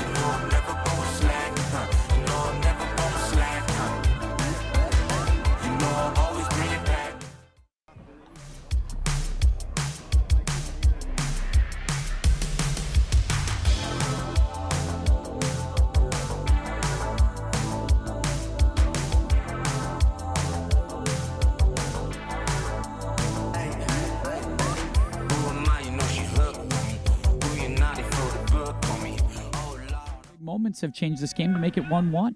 Correct. No extra base hisses thus far. Fake nor put the bunt down. Nice play. Beautiful catch as Belial extends and makes that diving catch on the bunt attempt. Boy, Beautiful those- play, good spark, good defensive play to start the top half of this fifth for Andover. Nice job there by Belial. That was a fantastic jump out of the catcher's crouch. And if you're Coach Plansett, you're just like, man, can we do something here? The only thing missing from that diving catch was a cape on the back of Belial because he laid out. It was like a Super Friends catch. Good pitch. You get a look at Nisler. Yeah, Logan Nisler, big, tall right-hander. Good job by Jamison Kuznia in this game. 4 innings. He was able to get through it. Maybe not always perfect, but I actually thought as the game went along, he got a little bit better. That second inning was a little wobbly, but I thought other than that first inning, he was pretty good. Well, Coach Anderson said, hey, watch Joe, watch this guy pitch. He's got that mindset of a pitcher. He battles like a pitcher, everything, and he's so right with the approach, the style. He threw several different speeds, 3 different pitches, but looked to be very comfortable in his delivery, considering this to be his first start at the varsity. Yeah, it didn't seem rattled at all. Felt like he was belonged out there and that he was ready to go. And, yeah, certainly delivered the goods for Coach Anderson today. 0-2, this one's lifted in the air. Trouble there. Trying to get between, it drops in. The old Bermuda Triangle, and you get up in that swirling wind, Joe, that's when that ball's moving all over the place, and that's where communication's everything. Somebody's got to talk. Somebody's got to call somebody off in that moment and take charge, and in that moment, nobody was really able to do that. And Poser picks up his second hit of the game. He's 3 for 3 in terms of on-base percentage. See, he scored the lone run for Anoka, and again has reached with another single. Look to go, but hey, on a windy day like this, he just extended out the end of the bat, got something on it, but put it in a very strategic location, right in the middle of 3 different I fielders. think they want him to remove, like, his watch, it looks like. Yeah, Coach Anderson's got to come out and get that, so apparently the watch is a little distracting. Apparently maybe a little ice, maybe too much ice on that. Oh, little, but little yeah. bling. Yeah, you know, they would always... or something or other. I don't know what it is, but clearly there's something there that the umpire and the hitters maybe don't love, and so they're going to get that removed from Nisler. Yeah, I was never able to finish an inning when I went out on the mound with that symbol around my chest. Yes. And had it rattling around. They felt some sort of injury might occur to me, or just a flash back then, that bling. Yeah, But a lot of that. ready to go here. Runner on first, that's Poser. 1 out. You called it from the start, Tim, when you said this would be a very low-scoring game. At least Yes. it appears so, with that wind blowing in. But I've been impressed with the pitching. Yeah, it's not a hitter's kind of game because these are colder conditions with this wind. Even though it is a nice day, that wind makes it feel kind of chilly. It's a little tougher to kind of swing the bat. Late break on that pitch. That pitch was up in the zone a bit and clearly got Braden Sherry's attention. Like, hey, I threw like 100 of those. Didn't get any of those calls earlier. It actually looked like it froze him just a bit.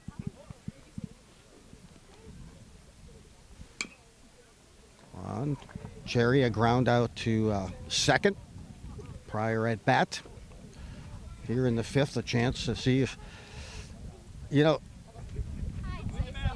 they've tried a bunt.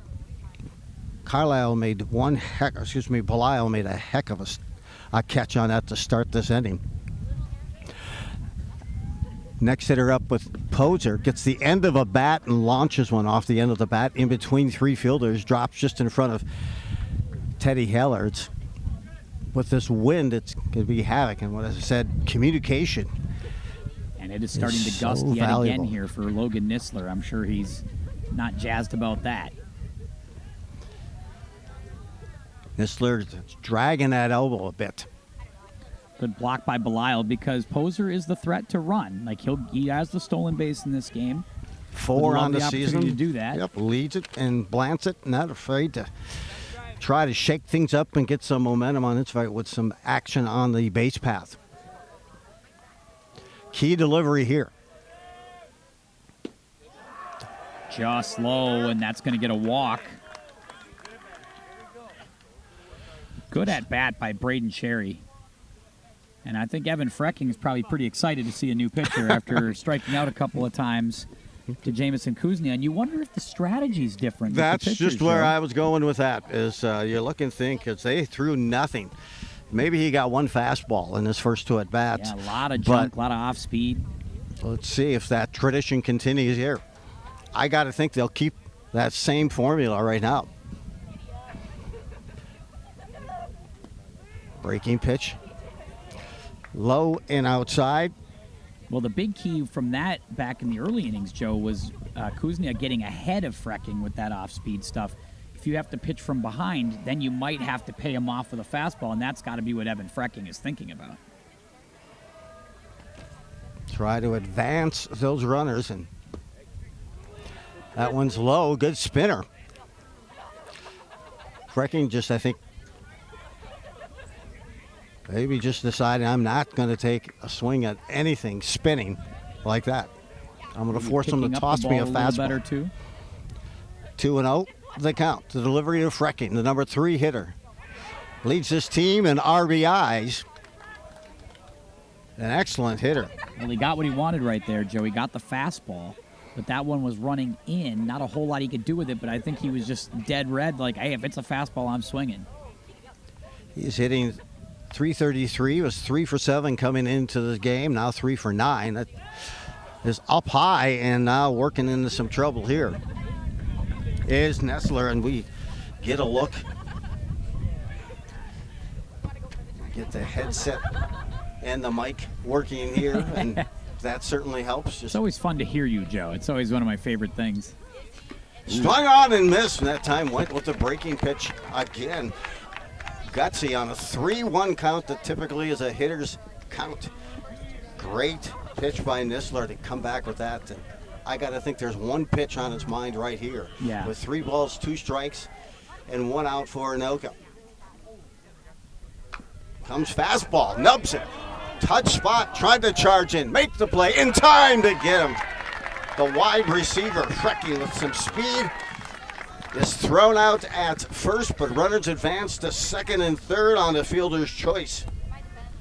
Yeah, swinging bunt basically from Evan Frecking gets him down to. It really worked because it kind of died in the grass, and that's why they weren't able to get any kind of force play on anybody else. But they were able to get Frecking at first, and now Marshall Rassett comes up with, again, a spot that the Huskies have been in a couple of times in this game as well, where a hit could mean 2 runs. Certainly can here, and came in hitting .286, 2 for 7 on the season. Struck out his first at bat and reached on an error. It was the error that gave Anoka the tying score. That brought it in. Squared up here. Beautiful catch. Climbing the ladder is Kenton Coe. And what a web gem. He preserves 2 runs from scoring, climbs the ladder, flashes the leather, makes the save, and what a glove catch and beautiful play there by Coe. Wow, that was a big-time play by Coe as he got a good read on it, and that's just tough enough. Like, it wasn't the hardest hit ball in the world, but it was placed in a really good spot where if you mistime your jump or you overplay that just a little, you'll miss it.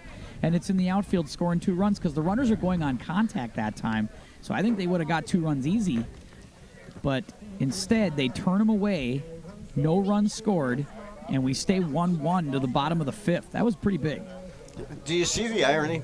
They left runners on second and third, as did the Huskies the last time out as well. I just thought the same frame, but not necessarily the same inning. As you see both teams trying to get into the flow and wear things down here and get their runners in scoring position, but some fine fielding. 2 wonderful catches in that inning alone. First by Belisle, the catcher on the bunt, and then Kenton Coe climbs the ladder for the web gem. Yeah, these 2 teams have kind of mirrored each other, Joe. I mean, it's really been, some walks, some hit batsmen. They're not able to get the clutch hit when they need it. The only difference is the throwing error.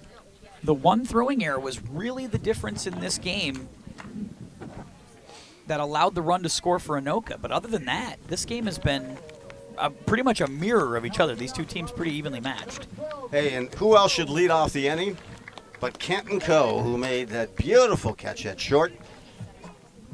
Yeah, I thought a base hit was certain from this angle anyway. And so Coe looking for his first knock of the season. Well, Coe hit twice in the first 2 innings, struck out, fly to center, hitting for the first time since, and that's in the bottom of the 5th. And, you know, I'm a believer in just, hey, momentum can happen in a moment. And sometimes a defensive play can bring that offensive confidence, moxie to you as well.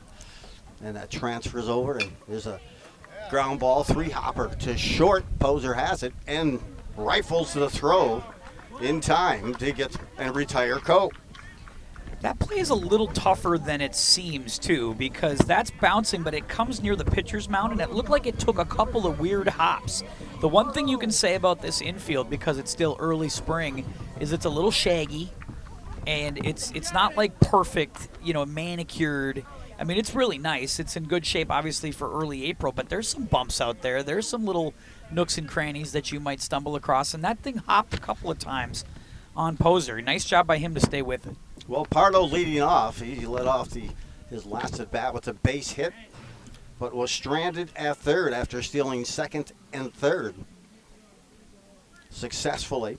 Right behind him was Law, who as well was hit by the pitch, but those two runners on and they were stranded at that element. And now it's Pardo who gets his first chance to take a look here at Parker Nedlin. Different arm slot, different release points.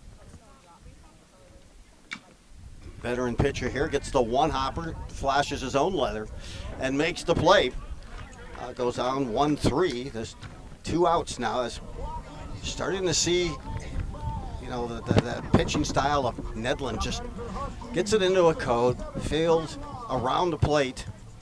I think that's the thing. Look at how economical he is with the pitching. That's where Nedlin, I think you got to really speak to his pros is, you know, he's throwing strikes and getting, again, not afraid to let the Huskies put the ball in play, trust the defense. There's a pop-up.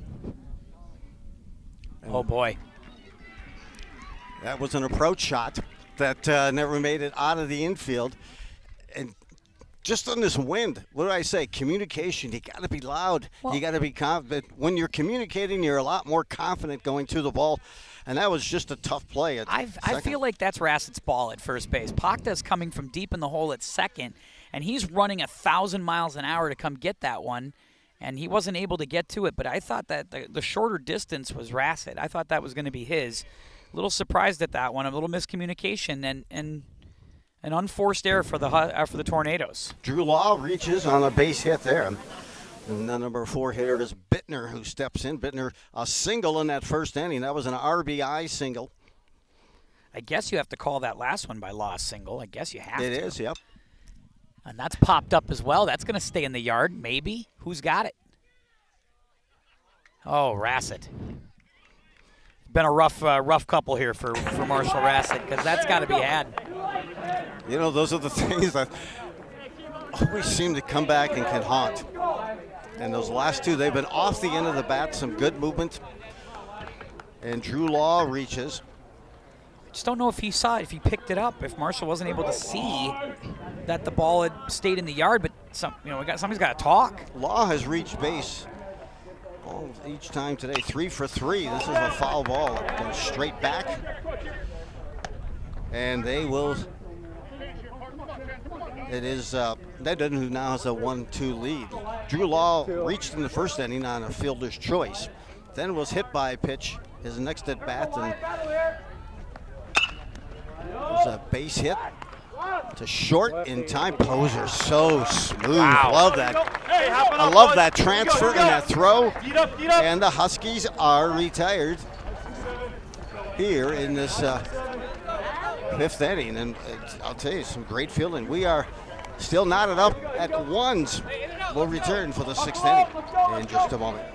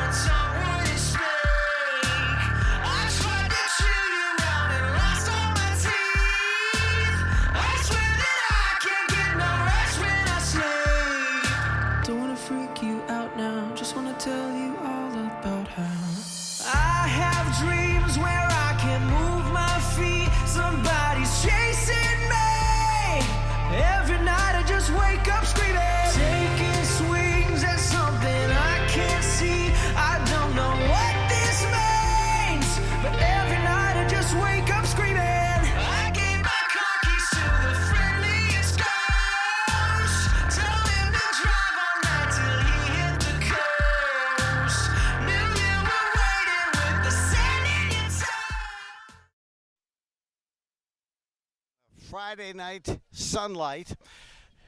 Andover Athletic Field, the Huskies taking on the Anoka Tornadoes, last year's team that represented Class 7-4A. First pitch, a knock right up the middle to lead off the top half of the sixth.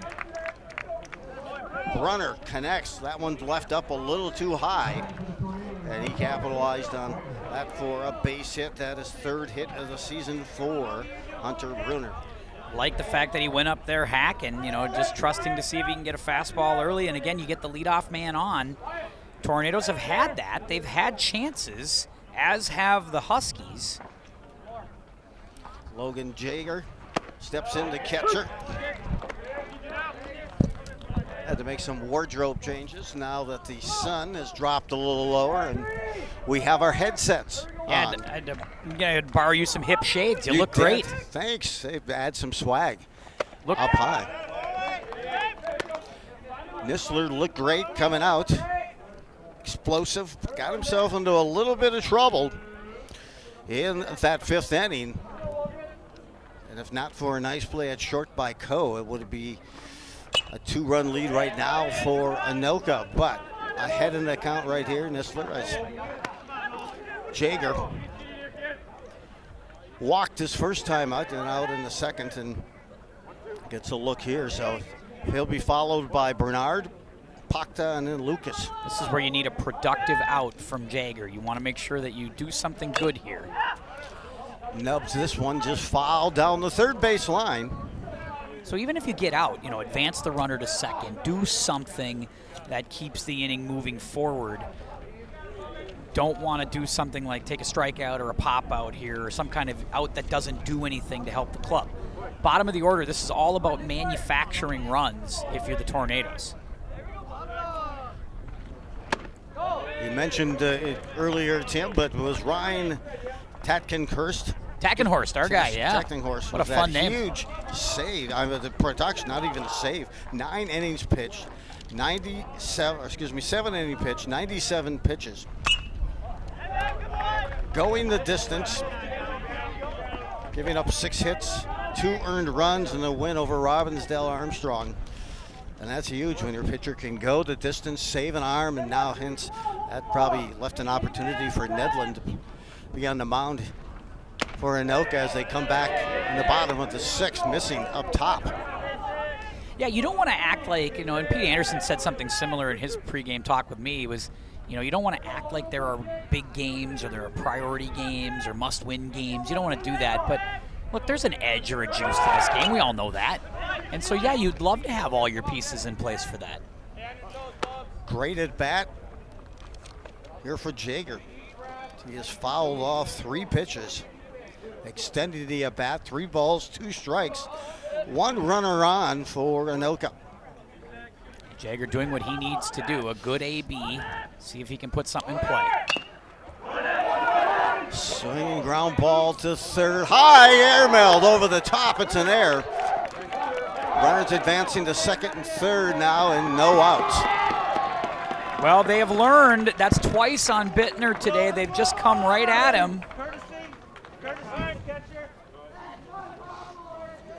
Bittner made a nice play the inning before on that full swing bunt by Frecking to get him. Scratch that, actually. It's Myers. Yeah, Myers is Myers at has third. been over there.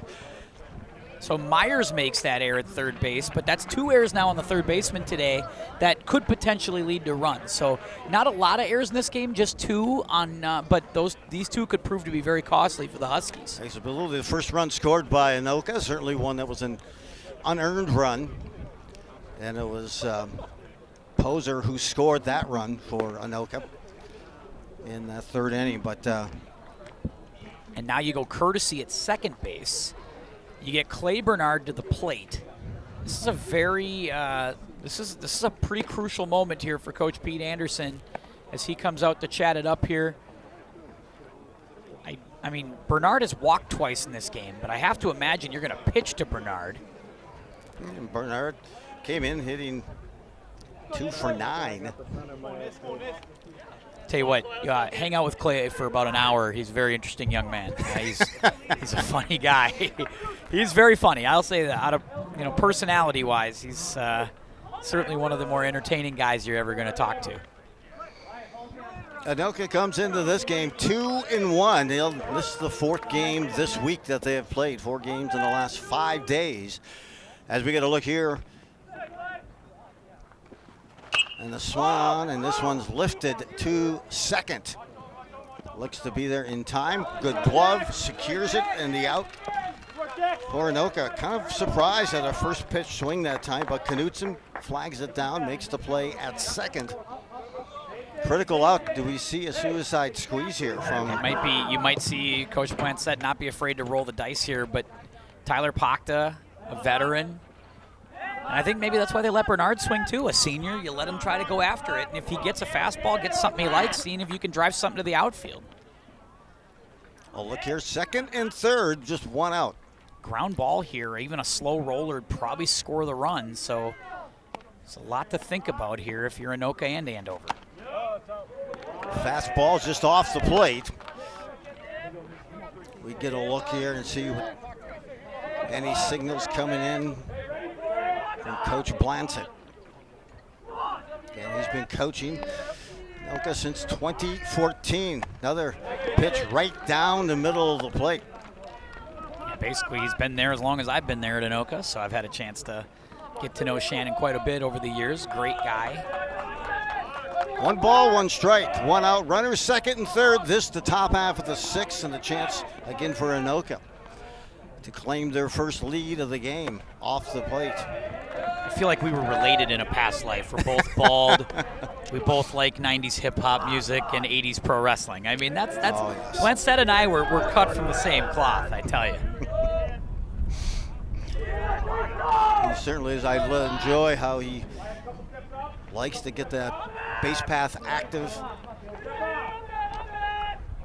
He also just likes to get as many players in during the regular season so that, hey, the first time they're up or the second, it's not in a critical situation. They haven't had the rep, so very strategic in terms of that development of the players as well. We've got a chance here now.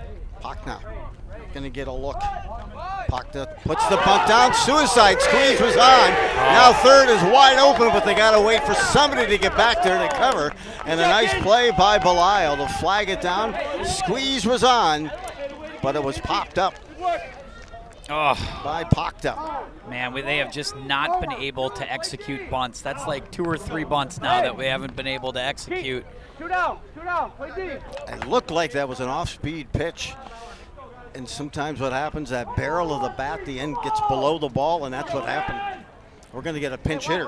Pinch hitter here in this spot. Second and third, it's going to be Chase Bauer stepping in here for Anoka. 0 for 1 on the season, although he does have an RBI. I'll tell you what, if Nistler wiggles out of this one with runners at second and third and nobody out, I mean, that is just monumental confidence and momentum swinger the other way. Nistler getting ready to deliver, and fastball juice up high. I always would say, hey, a player coming off the bench wants to take a rip at that first pitch they see. Good poise that time by Bauer.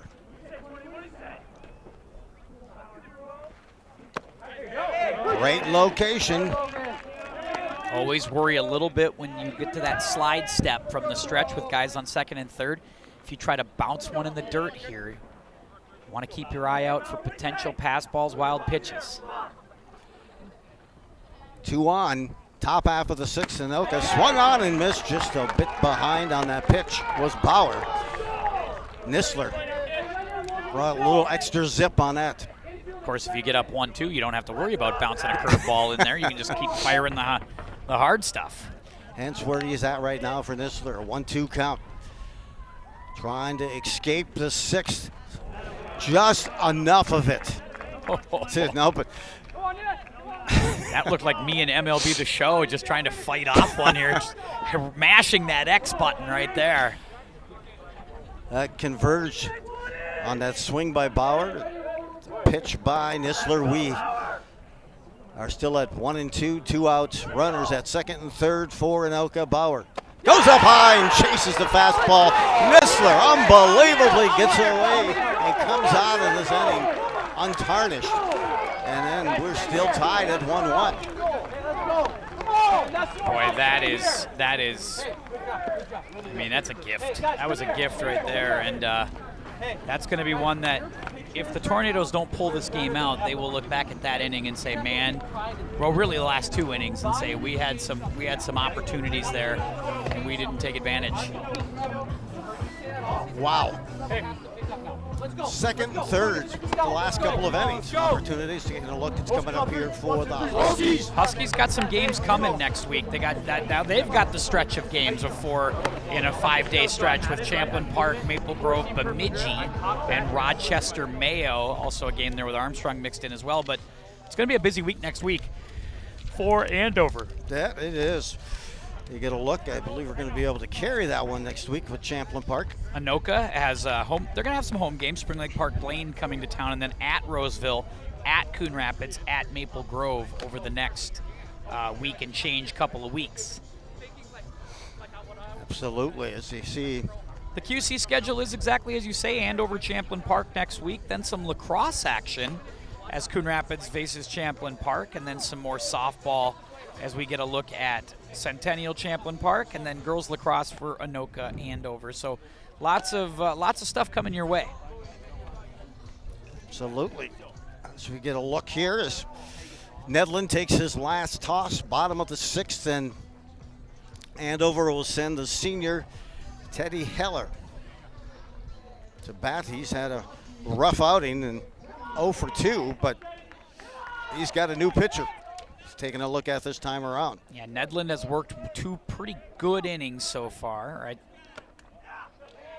Came in the 4th, has worked a good 4th, a good 5th, and he's worked quickly. He's only seen 7 hitters since he's come into the game. Heller looks in. Oh, that got him. Ducks and gets the helmet. At first I thought he ducked and it got that bat, but he'll reach base for the first time this afternoon, and that's a good thing to have the speed of Teddy Heller on the base path. An even better thing to have a helmet. Very much. That's a little bit weird because, man, Nedlin has been so good about being around the plate since he's come into the game, and that was just a misfire there. Looked like it almost slipped out of his hand. And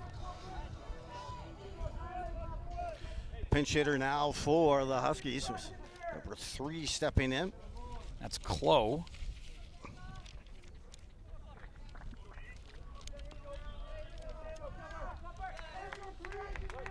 Set here, and again another throw down. He gets, he advances. Stolen base again here, and they're Jackson definitely Clough, yeah. They're Clough. definitely seeing.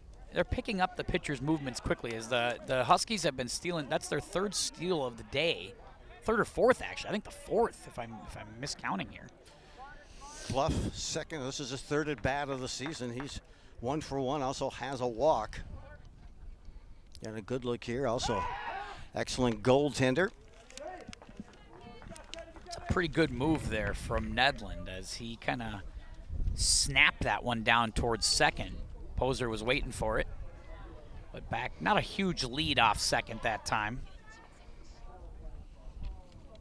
for Teddy Heller. Trying to put that bunt down. Clough off the end of the bat. Boy. An off-speed pitch that time, and with that ball moving downward and that rotation, sometimes it's tough to get that end of that bat up and on top of the ball to put it down. But we'll get another look here. 1 ball, 1 strike, and pickoff attempt. Trying to get the speedster Heller, who really enjoys bass fishing when he's not playing football or baseball. He is a diehard bass fisherman. Sounds like a leisurely time in the summer. Bottom of the 6th, he's off. Heller trying to advance. He's down. He's got it. Oh my goodness! There, just from this angle.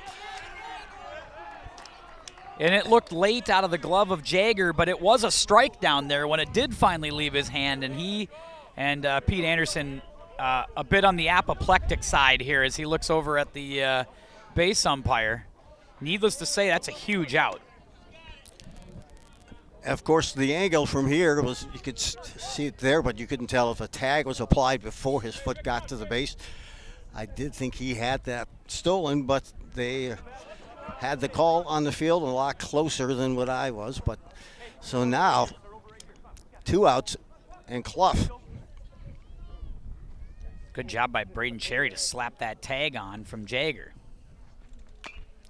Clough, good piece of hitting there, extends the at-bat, almost pokes that one into right field. Boy, that's a big change from going from potentially a runner on third and nobody out to nobody on and 1 out. Inside. You wonder if that's a bit too aggressive there from Andover. Just, you have nobody out. You have the runner in scoring position. Just, you don't want to make an out at third. Swung on and missed. Clough goes down swinging, his first strikeout of the season. I mean, Pete knows more about baseball than I'll probably ever know, so I'm never going to question. But that is very aggressive. But again, I think that's a sign of the game too, Joe, right? I think Coach Blansett and Coach Pete Anderson are saying to themselves, guys, we might need just one here to get this thing put away, and whatever it takes to get it across the plate right now. So quickly now 2 down for the Huskies. Heller thrown out at third, caught stealing after he reached on a hit by pitch, and then Jackson Clough goes down swinging for the 2nd out, and that brings up Belisle. Between Belisle and also Kenton Coe, their fielding plays have kept this a 1-1 tie. The suicide squeeze attempt, foul tip, and Coe was able to find that. Yeah, Belisle's made a couple of big plays, just catching bunts. Cat-like quickness.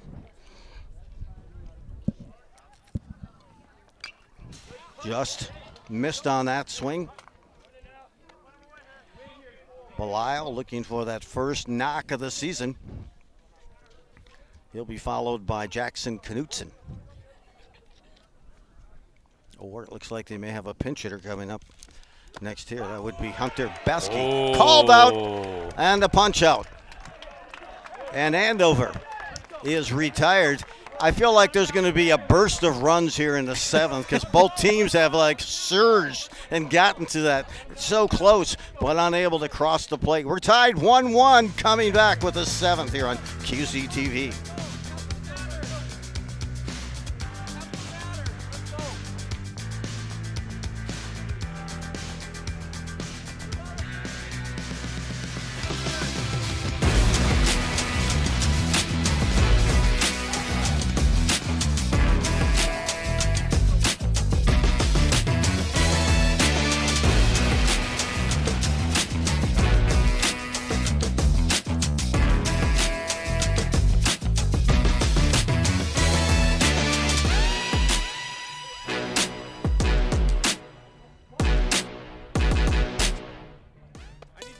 This program is brought to you by QCTV, serving the communities of Andover, Anoka, Champlin, and Ramsey, bringing you year-round live sports coverage, community shows, and government programming. Tune in each week for new local stories, sports, and information in your city to stay up to date with your community. Make sure to follow us on Facebook and Instagram at Quad Cities TV and on X and YouTube at QCTV to stay up to date with your city and to never miss our live shows.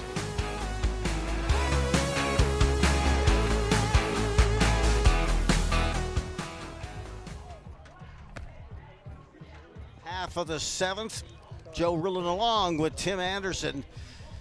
Friday night, not quite lights, still sunlight coming your way from the Andover Lake. Although we could be here all night at this point, Joe. I mean, we are 1-1. It's been an interesting game. It's been a very interesting game. Not a ton of hits necessarily. We've had some walks. We've had some hit batters. We've had some really good defensive plays. It's been a really interesting game, even if it maybe isn't totally clean. Well, and you know who's leading off for Anoka? Sam Poser, the leadoff hitter.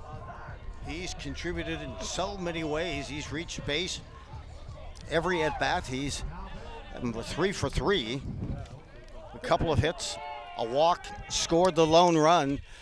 So this could really be kind of the key impact point here of this game as we go to the 7th. Nisler still on the mound. Logan Nisler doing a tremendous job. He stayed off and was able to prevent Anoka from scoring with runners on 2nd and 3rd and no out in that last inning. Yeah, he's been dancing out of danger here since coming in for Jamison Kuznia, who I thought threw pretty well for Pete Anderson's squad impressed tonight. With both pitchers, absolutely. They both know the value of having pitching depth, both these squads. Up high. And Braden Cherry, maybe not aesthetically pleasing, but got the job done. Kept his team in the ball game for 3 innings for Anoka, despite some walks and some hit batters. Strike there on the 3-0 pitch as Poser, once he gets on base, it's almost assured he'll be on second as he leads the team here, Anoka, in stolen bases. Oof. Look out. I was going to say that's coming right at the stand. That thing hopped all the way up and over, and I thought you and I were going to have to go play catch for that one, Joe. That was well done by our fans up there in the stands.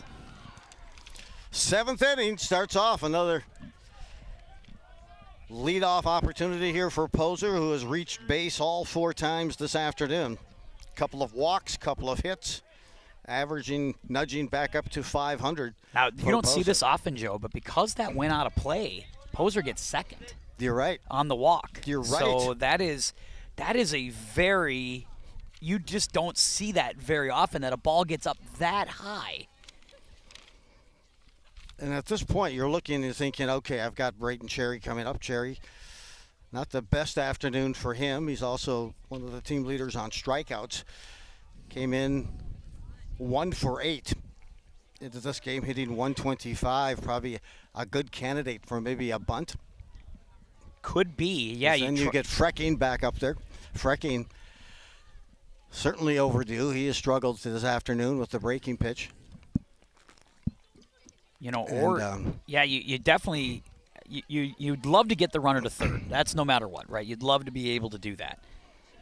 But this is, I mean, that's a big deal that a walk turns into a Poser getting to second. Yes. It's almost like you said, right? Like, hey, he's automatically going to be on second. You might as well just put him there. And there he was. And there he was. But and you look at it, and you saw a pitch that was painless to see. I mean, he's been pitching so well, Nisler, but you get that runner on third, there's a candidate for a pass ball.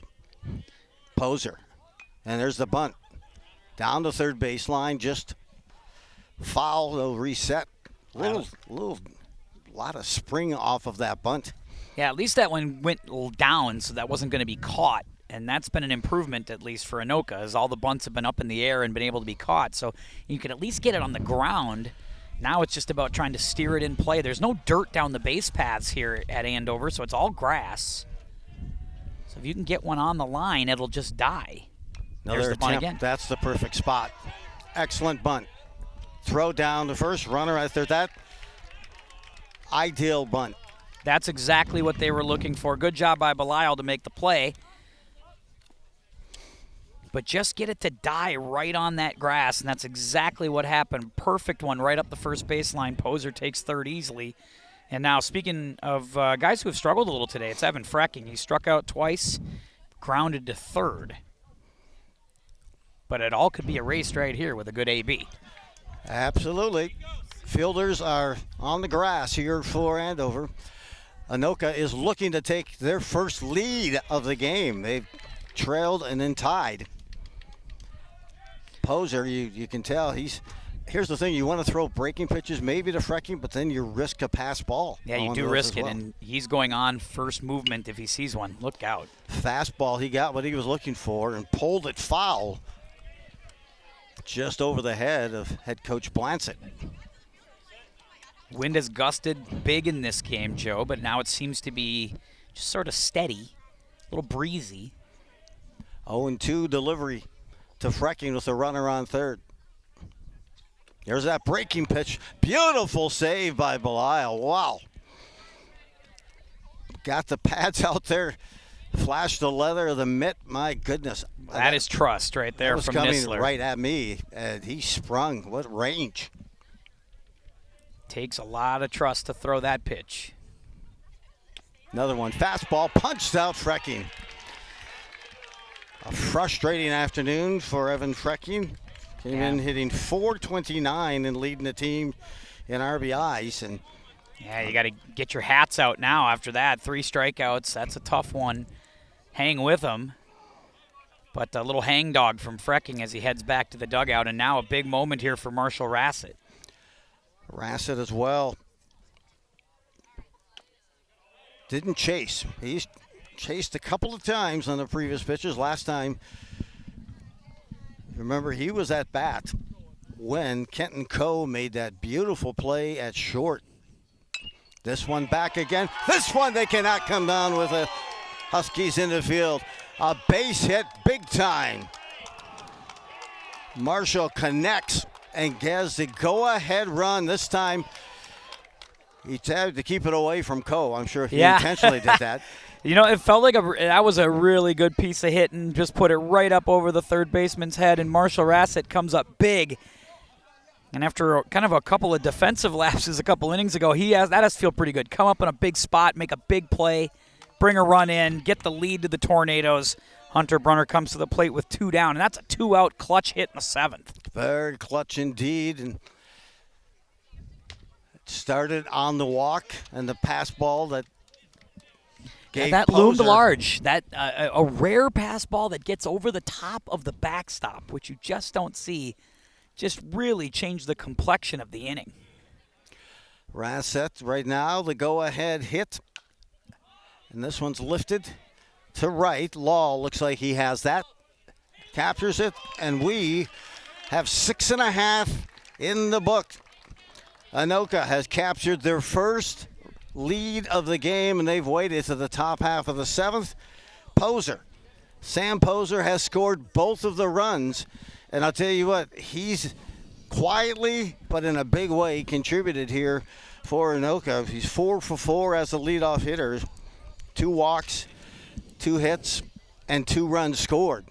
And none bigger than the one he just crossed the plate on just moments ago. And now we turn the camera over to Parker Nedlin for the bottom of the 7th. You know, and all the analytics guys out there tell you that, you know, having guys in positions in the batting order don't matter as much anymore. And I couldn't disagree when it comes to leadoff, man. You get a guy who you can flip the lineup over to, who can get on base and be a disruptor and set the table. You just cannot undervalue that at all, because Poser has given them some defensive plays today too as well. A couple plays in the hole where he's made some nice plays at short. And then to come up and work quality at-bats. We're drawing a couple of walks, get a couple of singles, run the bases well. I mean, just a complete performance from Sam Poser today. Very impressed. Absolutely, and just enough, just an opportunity. Let's see what the Huskies can do, because they've had more than their opportunities as well to advance or reclaim that lead in the 5th, the 6th, and now let's see what's ahead of them in the 7th. A pinch hitter, Grant Peary, is stepping in. 2 for 6 on the season, hitting .333, 2 strikeouts, 1 stolen base, 1 walk, and an RBI. Left-handed hitter for Nedlin as he's looking to seal the deal. First pitch called a strike, and the first win and game of the season, it was Nedlin who went 5 innings, and Cherry closed it up. Right now, it's Nedlin who looks to get his 2nd win of the week here for Anoka. And make a nice long week feel pretty good at the end of it. 4 games, 5 days, under some tough conditions. Well, strike there. And we've had some rain. They got rained on a little last night. They've had some wind. Cherry at third was playing in. Caution with that bunt, but now he takes a step back, waving high pitch. It's a 3-hopper to short. Poser, bam, gets it. What a bullet. Charged it, and an excellent, accurate throw. And Peary is retired, and the Huskies That had the feel of an old softball slap hit almost, because he almost pulled that right out of the glove and hit that. Tough play by Poser at short. And again, that ball dies in the infield, but Poser charges it and on the run throws a strike to first. And very impressive. Poser continues to make things happen for the Tornadoes right on cue. Hey, both bat on the base path and in the field for Poser. And hey, at short, he has been playing solid there. So 1 out, and Shelley steps in. Anthony gets a look. So Nedlund has come in and been very good and slammed the door for the Tornadoes. And if they can get this win, get to 3-1, I would call that a very successful week. Fly ball to center. Looking to circle in. Making the grab for out number 2. Little can of corn out there in center field. Didn't have to move a ton. And now all of a sudden we're back to Keaton Cove for last licks. Keaton Cove trying to see what he can do here to extend this game. His 4th at bat today. Thus far 0 for 3. Parker Nedlund, excellent opportunity to get his 2nd win of this week. A ground ball to second. Down on it, making it, and the throw complete just in time to get Coe by a half a step. And Anoka takes home a stingy 2-1 win over the Andover Huskies. All those runs had to be manufactured today. It was just 3, but they were timely. Well, you know what? They're not all going to be gems, right? Sometimes you got to win some of these ugly ones, and this was kind of one of those. It's a windy day, tough conditions early in the season. You've played 4 games in 5 days. You're probably a little tired. These are the kind of games that a team that is not mentally tough or hasn't had some success would probably just, be content to go ahead and lose this game 2-1.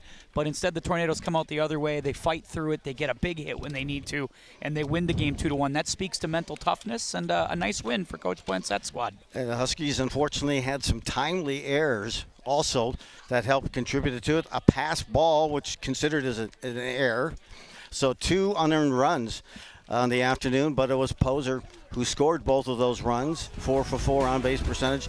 Impressive game, and just a tight game as it always is between these two teams. Congratulations to Anoka as they move to 3-1 with a 2-1 win this afternoon over Andover. Andover drops their first game of the season. They are at 2-1. I'm Joe Rilland, along with Tim Anderson, and thank you to the whole staff and everyone endangering themselves on top of the dugouts with the camera shots. Thanks to the crew and QCTV. Have yourself a major league evening at a minor league price.